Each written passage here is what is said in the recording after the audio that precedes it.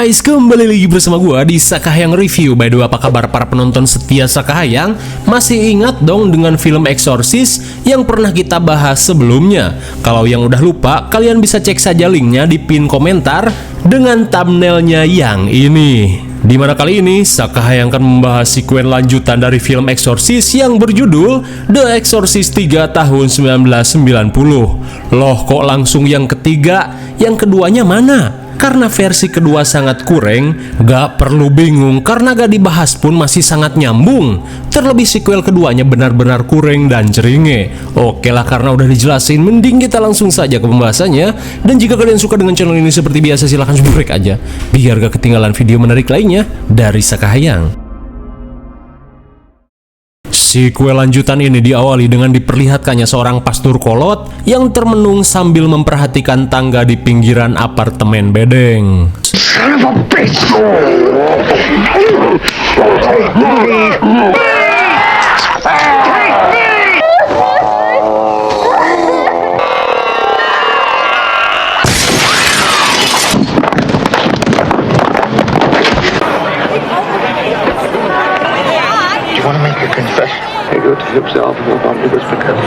Oh, ternyata pastor kolot tadi adalah rekannya Damien yang meninggoy setelah mengorbankan diri saat berusaha membebaskan si bocil Regan yang kerusupan iblis Pajuju. Dan kini setelah 20 tahun berlalu, Pastor Dier masih tidak bisa melupakan kejadian naas yang menimpa Damien.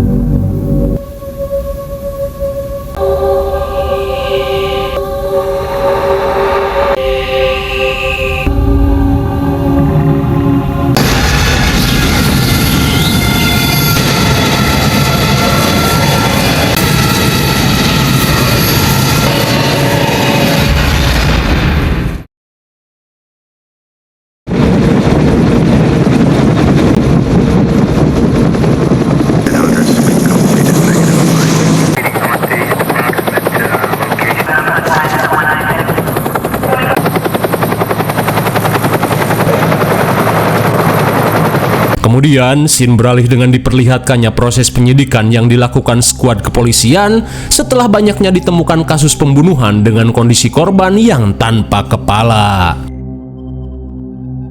Setibanya di polsek, Letnan kemeja biru bernama Kinder meminta jajarannya untuk bekerja lebih ekstra lagi. Terlebih kasus ini sangat meresahkan warga karena sudah banyak korban berjatuhan, namun si pelaku masih tidak mampu untuk diungkap. Ia pun malu pada masyarakat, di mana Kinder sadar jika gaji mereka di kepolisian berasal dari pajak. Maka dari itu, ia menargetkan dalam sebulan ke depan si pelaku ini harus sudah tertangkap.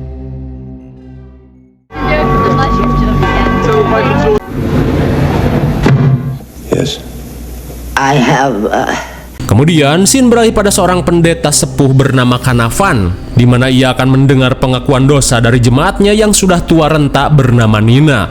Lantas dengan suaranya yang ringkih, Mak Nina berkata jika ia menyesal telah melakukan 20 kali tindak pembunuhan, akan tetapi ia merasa senang karena setiap korbannya memiliki ekspresi bahagia sesaat setelah dirinya memenggal setiap kepala dari korban-korbannya. Oh my god, seketika Kanavan pun syok parah saat mendengar pengakuan Mak Nina. Lalu tiba-tiba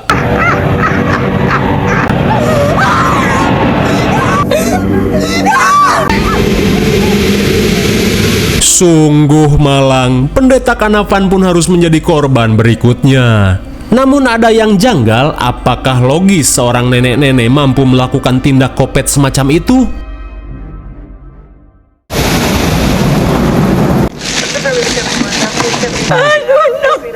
Singkat waktu setelah mendapat laporan dari jemaat, tim kepolisian langsung melakukan olah TKP. Lantas Kinder yang baru tiba di TKP langsung mengecek jasad si korban.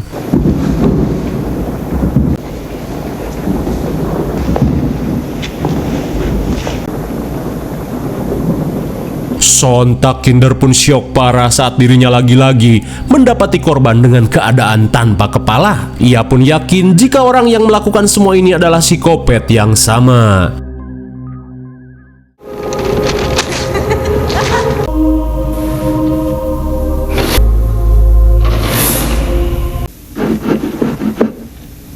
Di malam harinya, Kinder yang penasaran masih berusaha memecahkan misteri kematian Canavan di ruang pengakuan dosa. Kemudian ia pun diberitahu anggotanya yang bernama Akin jika tim forensik baru saja selesai melakukan otopsi pada jasad Canavan, dan terungkap jika psikopat pemenggal ini sempat memberikan obat pelumpuh dengan dosis tinggi sebelum akhirnya si korban mati dipenggal tanpa perlawanan. Dirasa ada kaitannya dengan medis, Kinder pun berencana untuk memeriksa salah satu rumah sakit di wilayah ini. Mother Dyer, Joseph Dyer.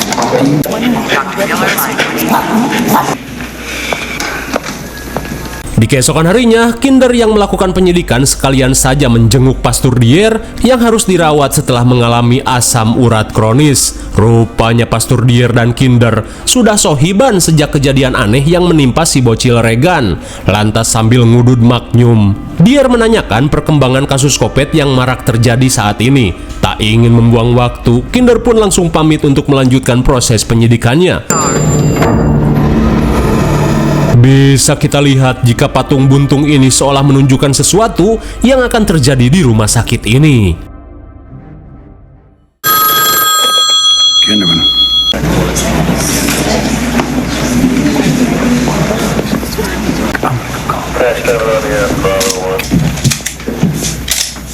Department, please call the operator.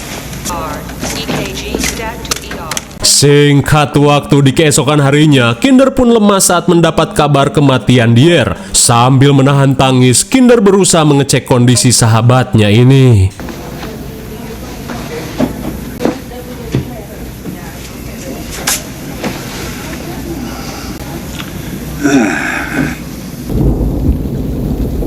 Di tengah kesedihan, Kinder pun menanyakan toples-toples yang berjajar rapi di hadapannya ini. Lantas ia pun diberitahu jika toples-toples ini berisi darah milik Pastor Dier, di mana tim penyidik dibuat kebingungan sekaligus merasa ngeri. Terlebih psikopat ini berhasil menuangkan seluruh darah Dier ke dalam 21 toples tanpa ada setitik pun darah yang menetes. Mendengar hal itu seketika membuat Kinder syok sejadi-jadinya, karena menurut logika tidak ada yang mampu melakukan tindak pembunuhan serapih ini. Tak cuman itu, ia pun diberitahu jika si pelaku telah menuliskan sebuah pesan di dinding kamar. Entah apa maksudnya, psikopat pun seolah mempermainkan pihak kepolisian.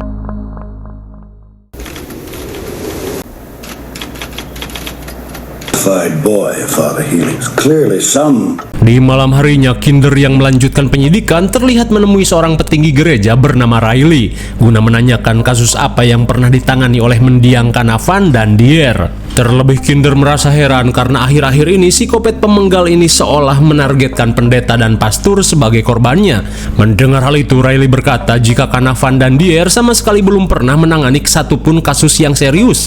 Namun 20 tahun lalu, ada seorang pendeta bernama Damien yang pernah melakukan ritual pengusiran setan pada seorang gadis bernama Regan.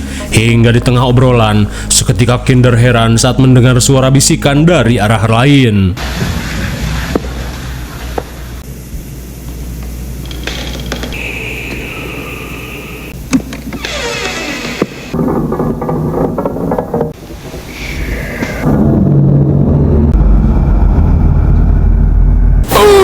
My God, bisa kita lihat setelah aura mengerikan memasuki tempat ini, patung pendeta yang sebelumnya normal kini terlihat mengerikan seperti Joker Lai-Lai. Di saat itu pula Kinder yang mendengar bisikan seseorang bergegas mencari sumber suara.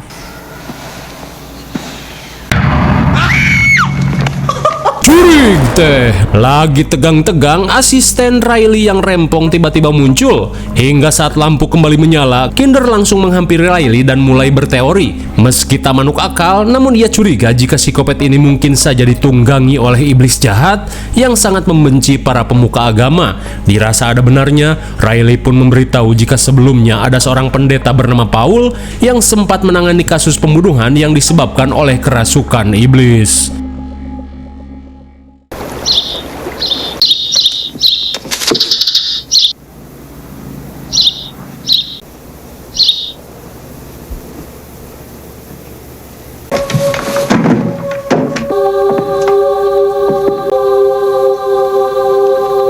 Kemudian scene beralih pada pendeta Paul. Saat sedang nyantui, ia pun heran dengan burungnya yang tiba-tiba modar bak terkena penyakit cekak. Namun kengerian tak sampai di situ.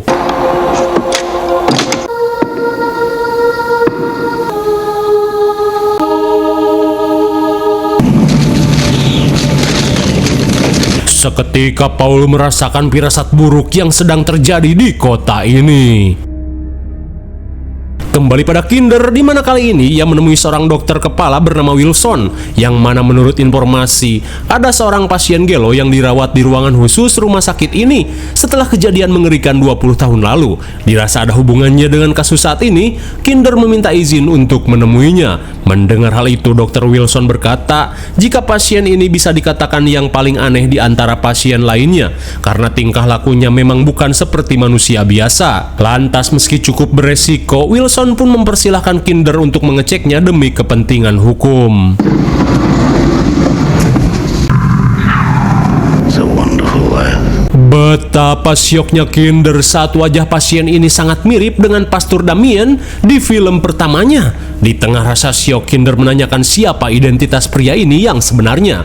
Lantas tanpa basa-basi, pria ini berkata jika dirinya adalah psikopat berantai bernama James Venamun yang dimasukkan iblis Pazuzu ke dalam jasad Damien. Rupanya 20 tahun lalu iblis Pazuzu telah memasukkan arwah seorang psikopat ke dalam jasad Damien untuk membalaskan dendamnya kepada para pemuka agama. Meski tak manuk akal, namun Kinder berusaha untuk realistis saat Damien atau James ini berkata jika dirinya lah yang telah menghabisi dan memenggal para pemuka agama termasuk Dier dan Canavan, yaitu dengan cara merasuki targetnya lalu melakukan aksi kopet, di mana James mengklaim jika pembunuhan tidak selalu harus dilakukan secara langsung. Sontak Kinder pun syok saat pria ini berteriak seperti auman singa. Tak cuma itu, pria ini berkata jika dirinya mampu berubah identitas kapanpun dirinya mau berkat kekuatan yang diberikan iblis Pazuzu. I know nothing except I must go. Oh, I am not. I'm alive. Di tengah rasa syok, pria ini kembali menunjukkan kemampuannya. Gloria TBC. I like play. Bagaikan pertunjukan sulap selip, Kinder pun hanya bisa melongo. Kemudian pria ini memperingatkan Kinder untuk bersiap karena pertunjukan mengerikan masih akan terus berlanjut, di mana kali ini korban-korbannya tidak akan hanya seorang pemuka agama saja. Lagi pula, Kinder tidak akan bisa menangkap dirinya yang sejak dulu terkurung di ruang isolasi. Again?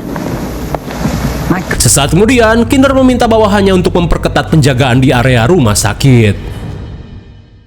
Singkat waktu, malam pun poek. Setelah mengetahui kasus ini berkaitan dengan iblis, Kinder yang tiba di perpustakaan gereja langsung mencari informasi dengan membaca buku tentang ritual pengusiran setan. Sementara di rumah sakit, beberapa petugas telah ditugaskan untuk berjaga sampai pagi. Di saat itu pula, seorang perawat cantik bernama Amy berniat mengecek keadaan ruang perawatan.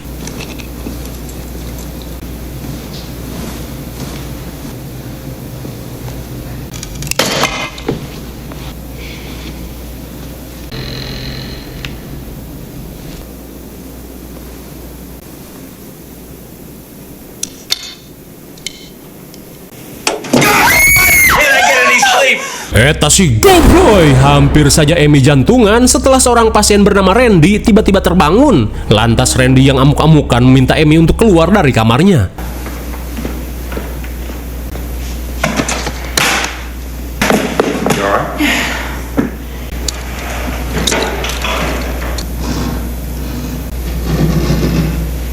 Sekembalinya ke meja resepsionis, Amy pun heran saat mendengar suara gaduh dari kamar bekas perawatan Pastor Dier.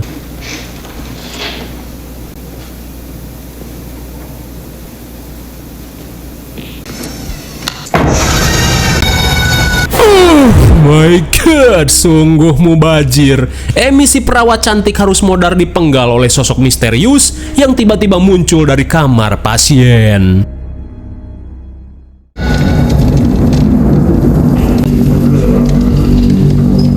Singkat waktu setelah melakukan penyidikan, Kinder diberitahu jika jasad Amy ditemukan terpenggal dan dengan jeroan yang berhamburan. Namun pelakunya hilang entah kemana. Di tengah obrolan, suster Amy memberitahu jika sesuatu telah terjadi pada si dokter.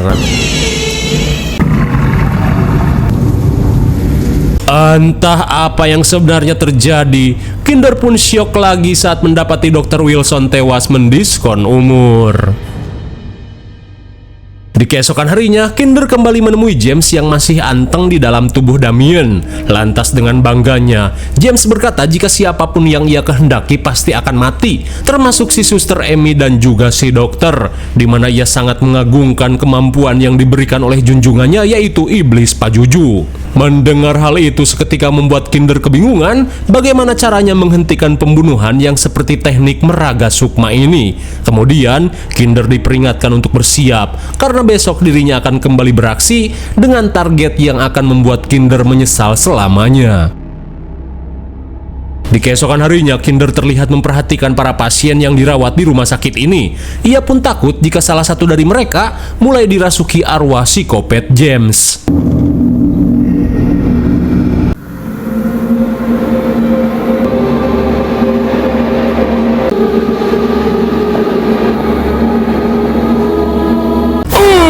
My God, bagaikan tokek sepuh, Kinder tidak menyadari jika saat ini arwah James sedang merasuki salah satu pasien manula bernama Kelia. Hingga sesaat kemudian, seketika Kinder kaget saat melihat darah di lantai.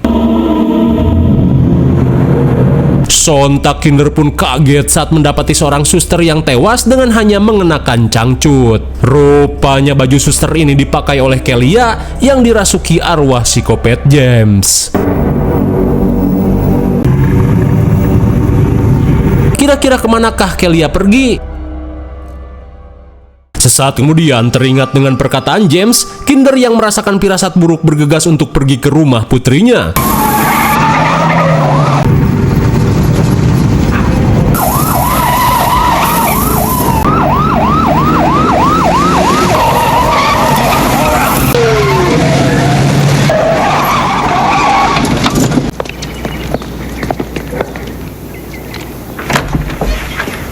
Sesampainya di rumah, Kinder pun merasa lega saat melihat keadaan putrinya baik-baik saja.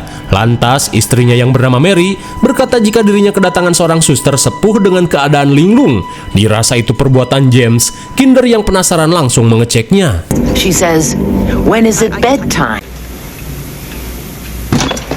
It's okay, Daddy. Okay. Catatonic. Been waiting for you, Lieutenant.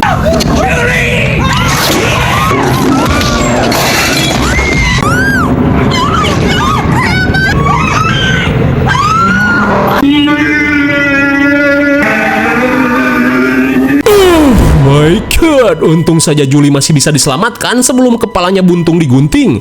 Namun di tengah sengitnya adu mekanik, mereka pun heran saat Kelia tiba-tiba kesakitan.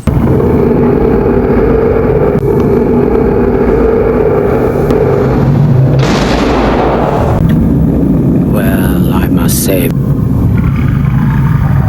Rupanya kedatangan Paul ke ruang isolasi telah membuat arwah James melemah. Sesaat kemudian, Paul langsung mendatangi tubuh Damien yang kini dikuasai oleh iblis Pajuju. Lantas tanpa basa-basi, Paul langsung melakukan ritual pengusiran setan pada tubuh Damien.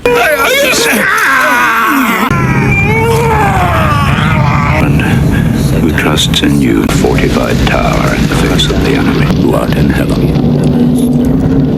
right prayer. Give us this. I can pray too. As we forgive The those. sweaty murmurs of my room. Out, unclean spirit! Meski dengan berbagai genjutsu mengerikan, Paul masih fokus membacakan doa. Lalu tiba-tiba, Human race. astagfirullah, bagaikan terkena jurus Pain Akatsuki, Paul yang terkena tekanan ekstrim berusaha untuk melawan. Kira-kira bagaimanakah nasib Paul? Beberapa saat kemudian, Kinder yang tiba di rumah sakit kembali mengecek kondisi Damien.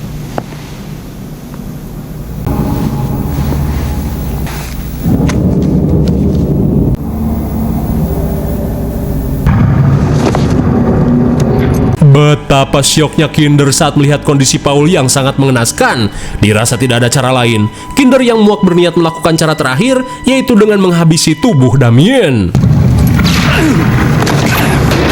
Did you think to save your friend? Di tengah situasi genting, Paul yang mendapat cahaya ilahi berusaha mengumpulkan sisa-sisa tenaganya guna membangkitkan kesadaran Damien meski hanya sesaat. Damien. Fight!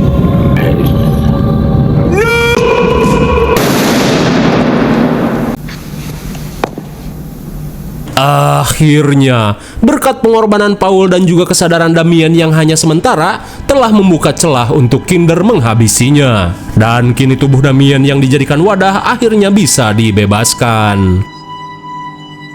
Di keesokan harinya, Kinder bersama asistennya terlihat menguburkan jasad Damien dan Paul secara layak. Lalu, film pun sudah berakhir. Bagaimana film yang cukup mengerikan bukan? Tak ada yang perlu dijelaskan lagi karena semuanya sudah jelas. Ya jelas kalau kalian nontonnya nggak di-skip-skip dan memperhatikan setiap penyampaian dengan fokus. IMDb untuk film ini adalah 6,5 dan menurut Sekayang cocok sajalah dengan nilai segitu. Mungkin segini saja review dan pembahasan film The Exorcist 3. Jangan lupa like dan subscribe supaya kalian tidak ketinggalan jika video menarik dari Sekayang. Thanks for watching and see you next video. Bye-bye.